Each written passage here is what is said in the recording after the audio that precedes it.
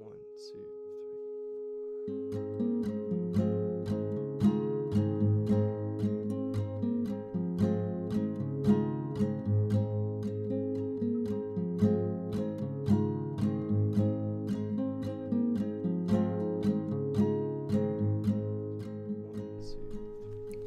Canada, land of maple syrup, pine trees, moose, mountains and ice skating.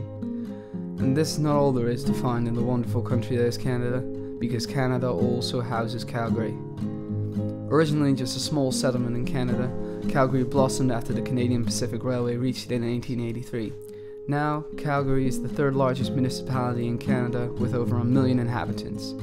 Like a lot of cities in Canada, Calgary is very car dependent due to the large distances between activities and a, to European standards, underdeveloped public transport system.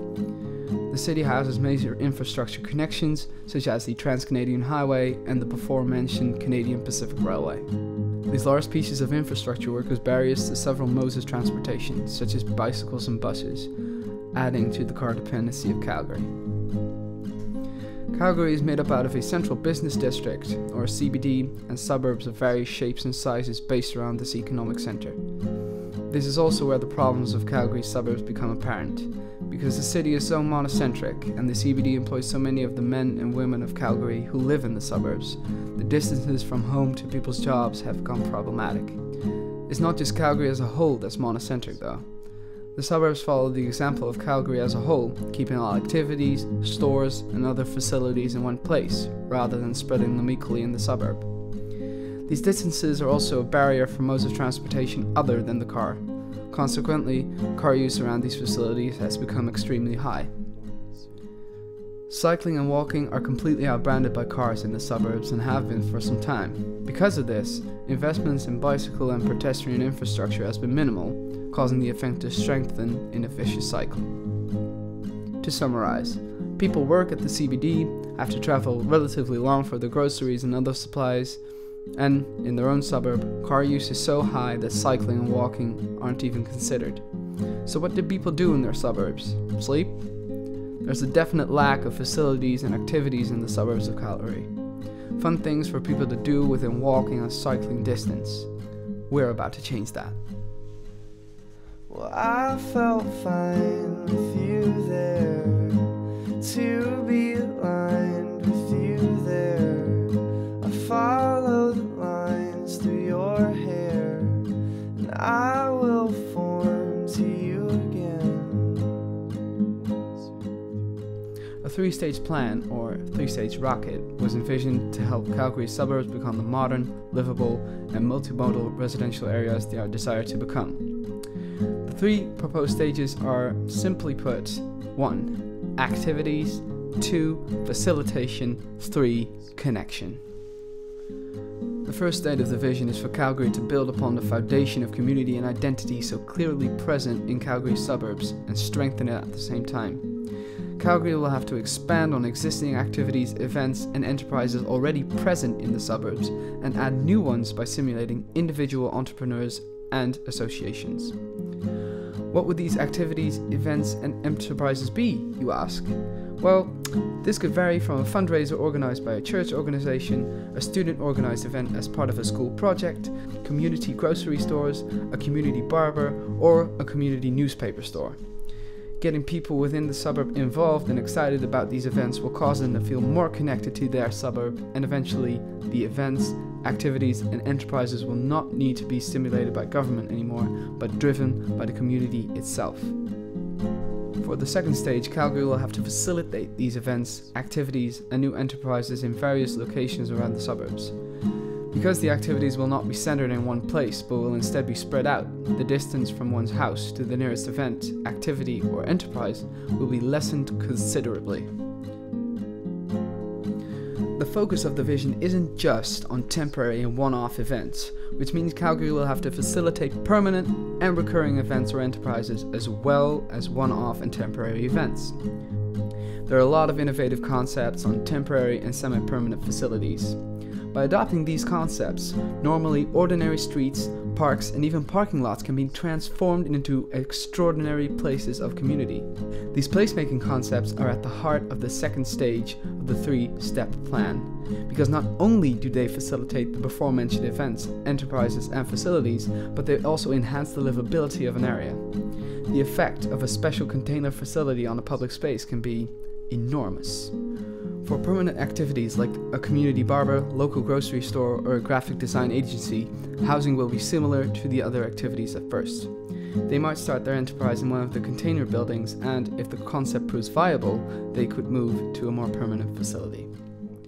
The Netherlands has a concept of collective business facilities. This means that several small, often locally founded companies are housed in one building. This is less expensive than having one building per business, and it also makes a shared facility a destination to more people, adding to the feeling of community and place.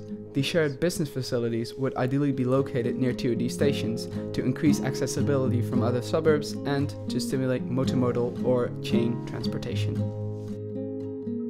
If entrepreneurs want to start their own office right away, this could be facilitated by Calgary.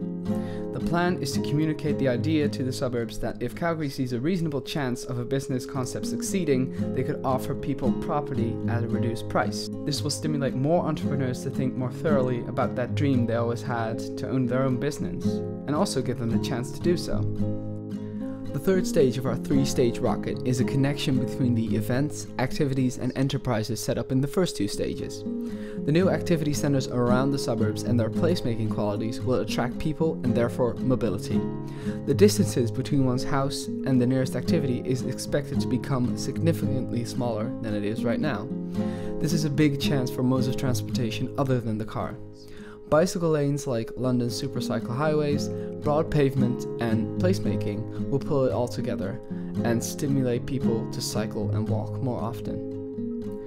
Bicycle and pedestrian infrastructure around current activity centers such as schools and malls will also be improved upon. All larger activity centers will be connected by public transportation, providing car users with yet another alternative. For schools specifically, a walking school bus concept will be introduced.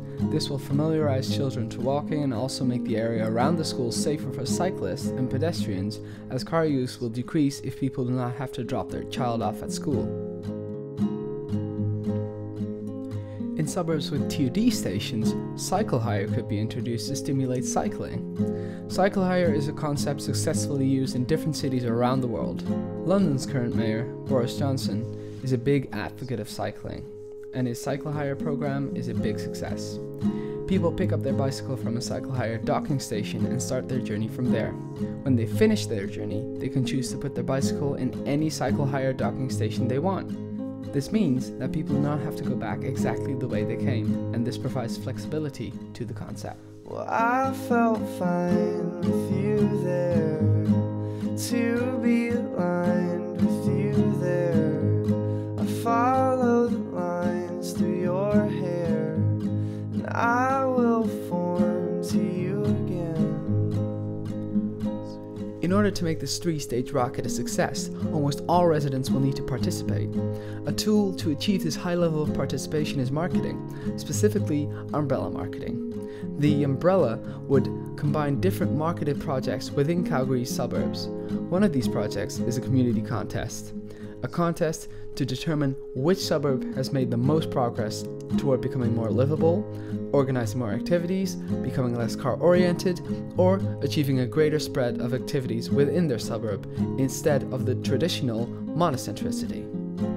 At first, the bar to receive this award won't be very high to stimulate communities to try and win it, but requirements will become more and more demanding in future competitions. By letting communities compete with one another, using the pride that they feel for their suburb, involvement and support for Calgary's plans will increase. This means that Calgary would gradually lessen their influence and stimulation of the associations and entrepreneurs. Because of this, improvement of the suburbs will become a completely community-driven project.